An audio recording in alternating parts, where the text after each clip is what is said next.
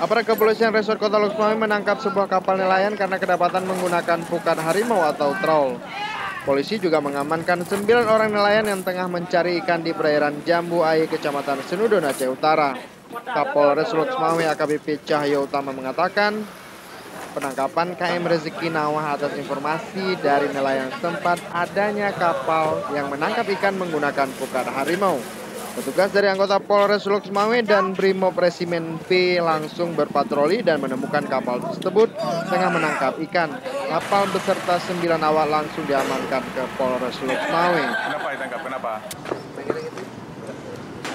Dan kebetulan tadi malam berdasarkan laporan masyarakat pesisir, kelompok nelayan yang melaporkan kepada kami bahwa ada beberapa para pelaku menggunakan pukat harimau sedang beroperasi, sehingga kami melakukan tindakan dan alhamdulillah kita dapatkan tersangkanya dan barangnya.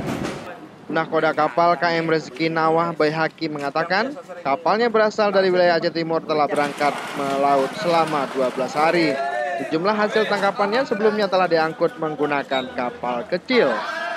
Selain mengamankan sebuah kapal dan 9 nelayan, polisi juga mengamankan sebuah pukat harimau dan 3 unit kotak untuk mengisi ikan.